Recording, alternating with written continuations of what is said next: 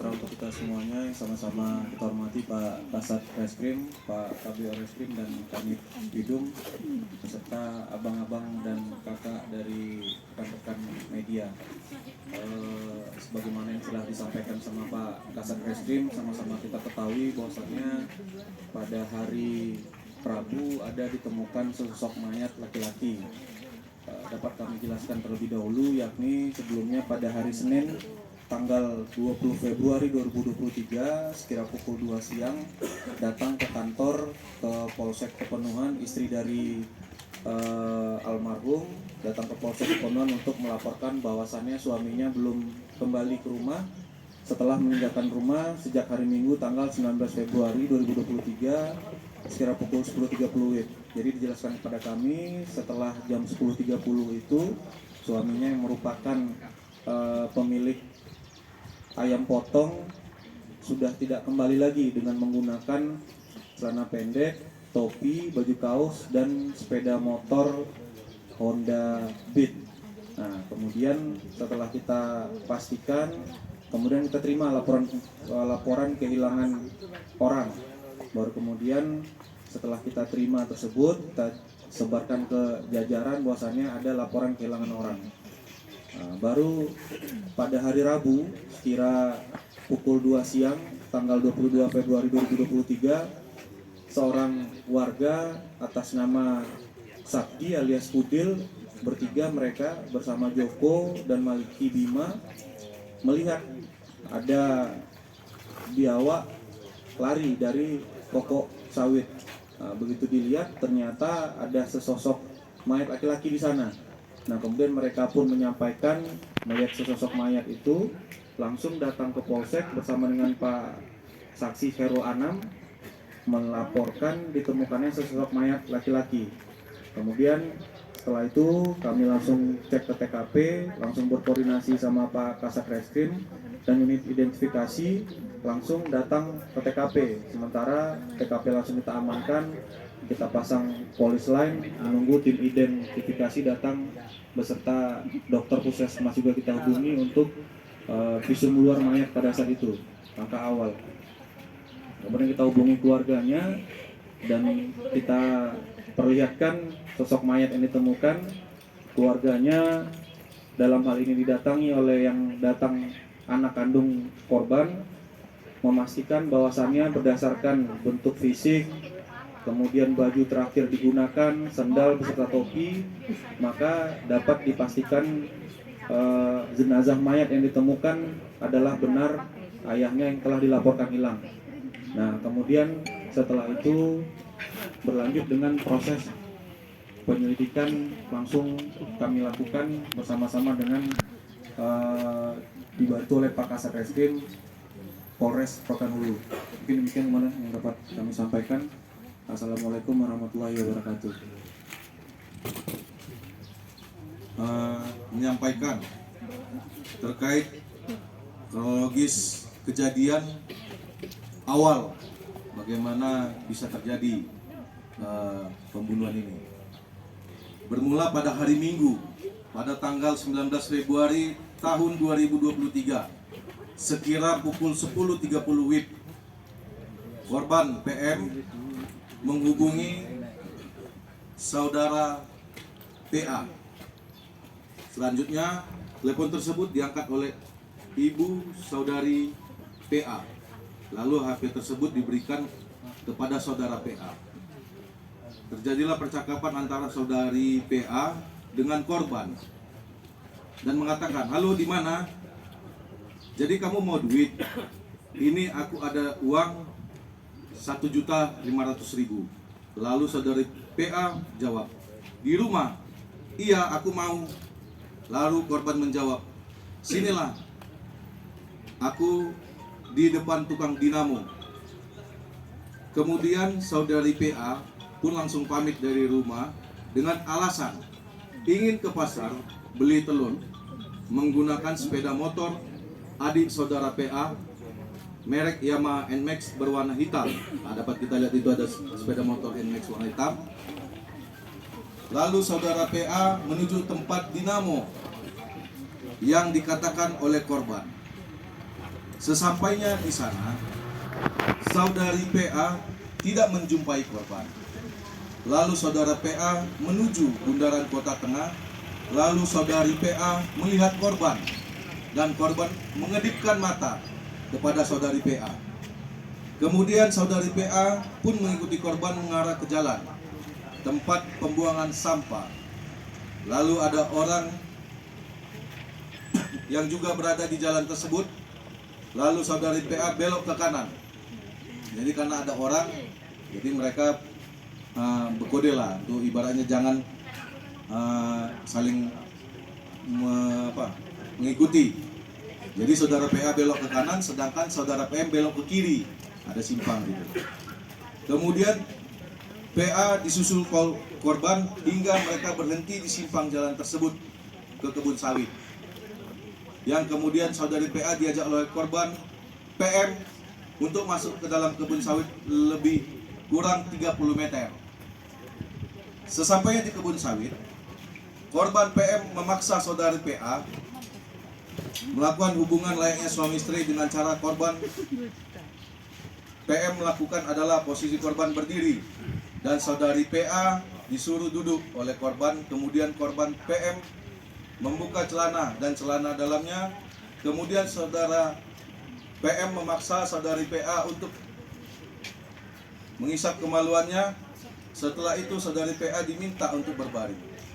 Setelah saudari PA berbaring di atas rumputan, saudari PM meminta saudari PA untuk menghisap kemaluannya. Jadi setelah tidur disuruh lagi menghisap gitu.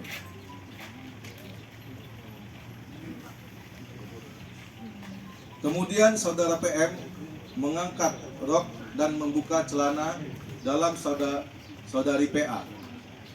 Kemudian saudara PM mencoba memasuk kemaluannya ke dalam kemaluan saudari PA dengan cara memberikan air liur ke dalam kemaluannya dengan tujuan sebagai pelumas serta mengangkangkan kedua belah kaki saudari PA dan saudara PM duduk di atas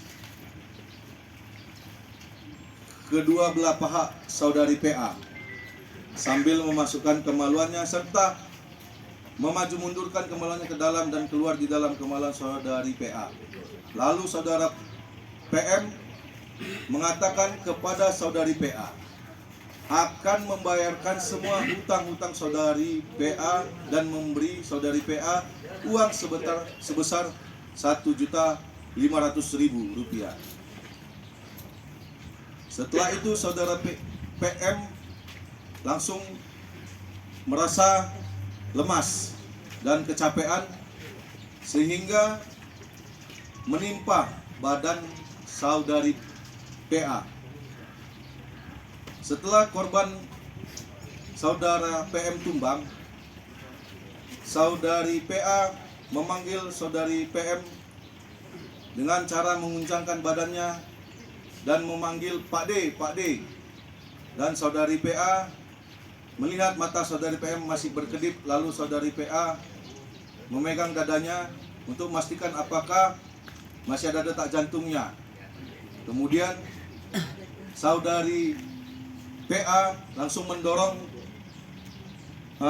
korban saudara PM dengan cara kedua tangan saudari PA menyentuh ke bagian arah leher, mendorong karena berat badan saudara PM ini sangat besar, jadi dia butuh tenaga yang agak besar sehingga terjadilah saudara PM ini tercampak badannya, gimana ya? Terjatuh gitu ke atas tanah. Setelah itu saudari PA memakaikan celana saudara PM. Setelah kejadian tersebut, saudari PA langsung pulang ke rumah menjumpai kakak kandungnya yang bernama saudari YY dan menceritakan dari awal hingga akhir kejadian yang terjadi di kebun kelapa sawit di belakang Pasar Minggu Kota Tengah tersebut. Saudari YY mengetahui kejadian dari adik saudari YY yaitu saudari PA yang datang kepada saudari YY pada pukul 11.30 WIB. Pada saat itu saudari YY berada di dalam rumah ibu saudari YY dan PA di Sei Emas. Kemudian saudari PA mengatakan, "Kak, aku berdebat sama Pak D itu. Pak D itu kejang-kejang dan Pak D itu meninggal dunia." Dijawab oleh saudari PA.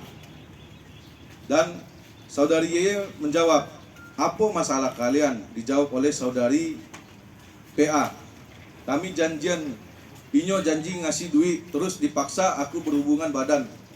Naiknya di perut aku, terus aku melawan sampai Pak D itu kecapean, kejang-kejang dan mulutnya mengeluarkan buih. Terus apa itu meninggal dunia." Kemudian saudari YY terkejut dan terdiam. Kemudian saudari PA kembali bertanya kepada saudari YY, "Kek mano itu Kak Yola? Kutinggalkan Amiang Pak D itu di situ. Hondanya situ juo. Doke pasar minggu itu. Jalan setapak ado tanah Kuniang di situ." Saudari YY membalas dengan mengatakan akan menghubungi temannya. Setelah saudari YY menghubungi temannya yang bernama saudara BP, yang kebetulan saudari BP ini berada di rumah saudari YY. Yang selanjutnya saudari YY menggunakan sepeda motor Honda Beat berwarna putih menjemput saudara BP. Kita bisa lihat itu ada sepeda motor Honda Beat warna putih yang dipakai oleh saudara YY untuk menjemput saudara BP. Setelah itu saudara BP pun ulangi. Selanjutnya mereka berdua mencari di mana lokasi korban saudara PM yang berada di kebun sawit. Dan akhirnya saudari YY dan saudara BP berhasil menemukan di mana lokasi saudara PM, yang mana pada saat itu dia melihat sepeda motor saja. Jadi saudari YY dan saudara BP pergi untuk menjemput sepeda motor Honda Beat berwarna silver, itu milik korban. Sepeda motor Honda Beat berwarna silver itu milik korban. Dan pada saat sesampainya di TKP, saudari BP turun dari sepeda motor Honda Beat berwarna putih dan berjalan kaki menuju sepeda motor milik korban, saudara PM, dan mengambil handphone milik korban yang sampai sekarang belum kita temukan karena alasan dari saudara BP, handphone itu terjatuh dan tidak ingat lagi di mana handphone tersebut berada. Setelah menemukan sepeda motor dan handphone milik korban, yang selanjutnya BP lakukan adalah membawa motor tersebut dan menyuruh saudara YY mengendarai sepeda motor milik saudara YY. Jadi saudari YY menggunakan sepeda motor Honda Beat itu dan sepeda motor milik korban Honda Beat berwarna silver dibawa oleh saudara BP, yang mana saudara BP pergi membawa sepeda motor dan handphone tersebut ke arah Kepayang dengan tujuan ke rumah teman saudara BP yang bernama saudara A. Tetapi saudara A tidak berada di rumah. Kemudian saudara BP membuang nomor polisi yang terpasang di sepeda motor. Baru setelah itu saudara BP pulang ke rumah di Simpang Kante dan saudara BP pergi ke rumah abang kandungnya saudara BP yang bernama saudara J dan meminta uang minyak sebanyak 20.000 dan kemudian mengambil helm di rumah kakak saudara BP sambil menelepon teman saudara BP, saudara A, dan kakak saudara BP sambil menelepon teman saudara BP yang bernama saudara. Pada saat itu saudara A mengatakan kalau ia sedang berada di kota Pasir Pangarian sekitar 20 menit. Saudara BP di rumah, kemudian saudara BP pun berangkat ke kota Pasir Pangarian untuk bertemu dengan saudara A di warung Domino lewat lampu merah Boter. Saudara BP Sampai di warung domino itu sekitar pukul 17 WIB dan baru bertemu dengan saudara A sekitar pukul 18.30 WIB selepas maghrib. Setelah bertemu saudara A, kemudian saudara BP bercerita bahwa saudara BP itu mau menitipkan sepeda motor Honda Beat yang saudara BP bawa tersebut. Tetapi saudara A mengatakan nanti masalah. Aku tidak mau ada masalah. Dan saudara BP menjawab tidak ada masalah. Nanti saya ambil lagi, saudara. Nanti saya ulangi dan dijawab tidak ada masalah. Nanti saya ambil lagi. Saudara A lalu mengatakan titip sama kawanku saja. Dan kemudian saudara A menelepon temannya. Dan kemudian datang temannya bernama saudara R. Dan kemudian sepeda motor itu dititipkan kepada saudara R yang tinggal di desa Sialang. Setelah itu saudara BP pulang ke Simpang Kante bersama dengan saudara A. Jadi itu dia kronologis kejadian yang terjadi pada hari Minggu tanggal 19 Februari tahun 2022. Jadi mulai dari korban meninggalkan rumah sampai sepeda motor dan handphone milik korban itu dibawa oleh pelaku. Jadi untuk kronologis penangkapannya kami serahkan kepada Kanit Pidum untuk menjelaskannya. Ya, waktu dan tempat ini kami persilakan.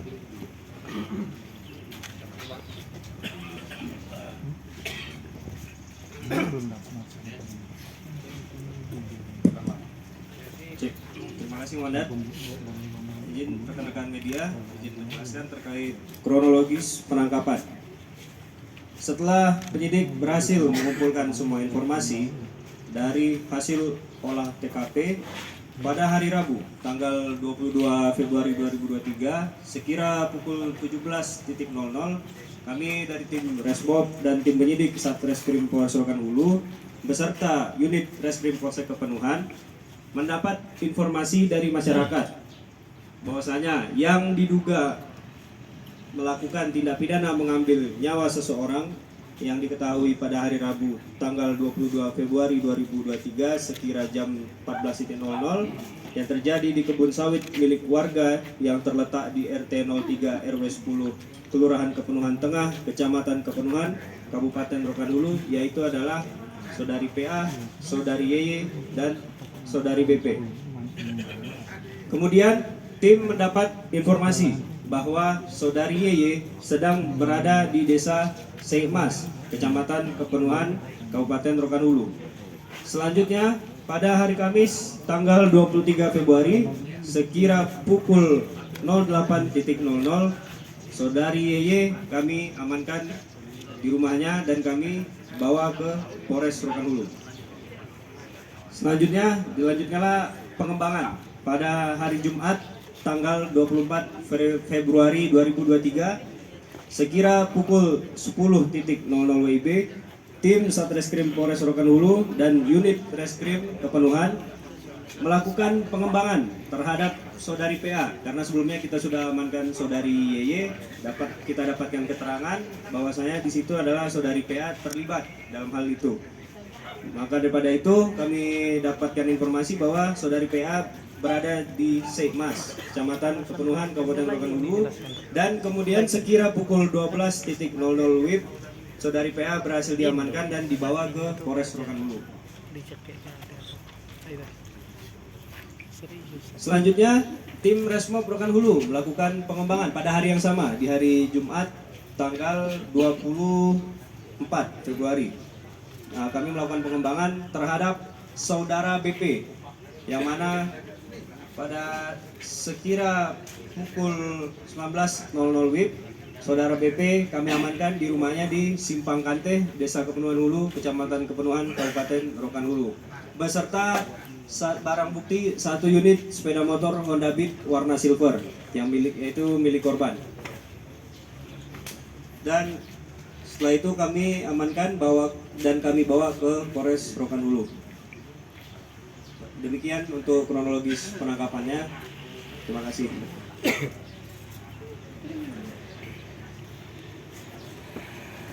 Baik. Baik, terima kasih Kanit Pidum. Jadi bisa kami jelaskan pada rekan-rekan semua, ada di belakang saya ini, belakang kami ada 3 orang, 2 laki-laki, 2 perempuan, 1 laki-laki. Yang mana bisa kami jelaskan nama-nama tersangka yang berhasil kami amankan, yaitu yang pertama Saudari Yeye, ya, Saudari Yeye, coba angkat tangan Saudari Yeye, Yeye, dan Saudari PA mana? Dan Saudara BP. Nah, dan juga kami berhasil mengamankan barang bukti, ada 3 unit sepeda motor.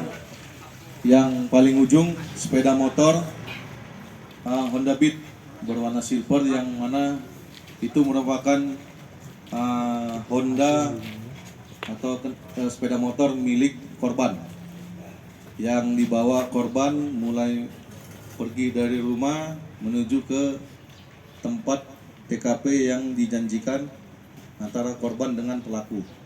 Terus ada juga sepeda motor NMAX. Sepeda motor NMAX ini berwarna hitam ini adalah sepeda motor yang dipakai oleh saudari PA untuk menuju TKP tempat keberadaan korban saudara PM.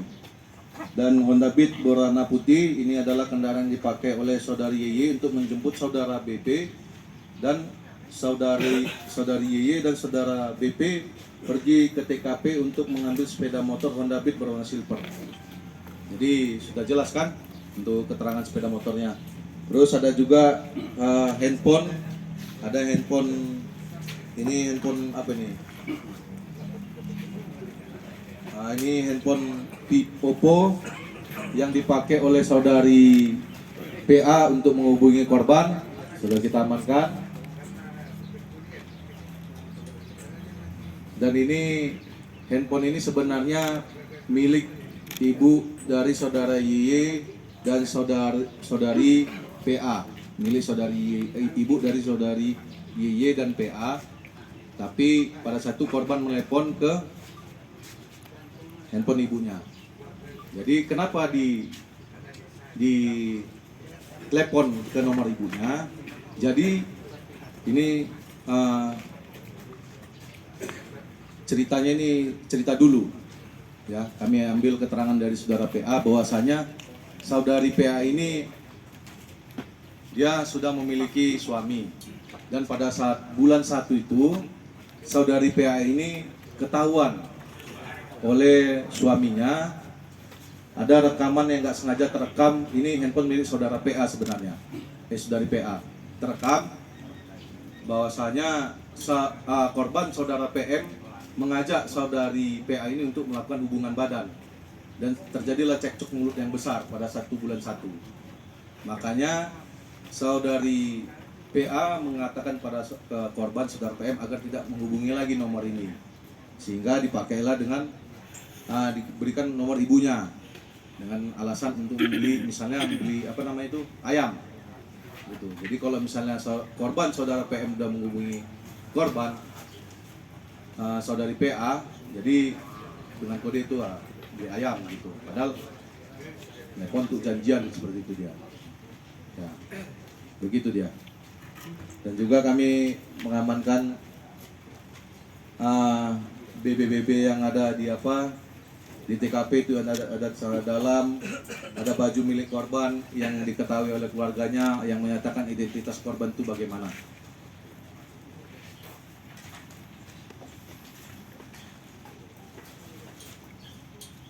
Pasal yang diterapkan, ya.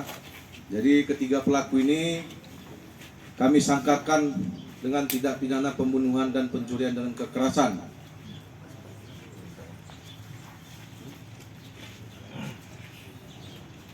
Yang mana pasal yang kami terapkan 338 junto pasal 365 ayat 3. Yang mana pasal 338 barang siapa dengan sengaja merampas nyawa orang lain diancam karena pembunuhan dengan pidana penjara paling lama 15 tahun.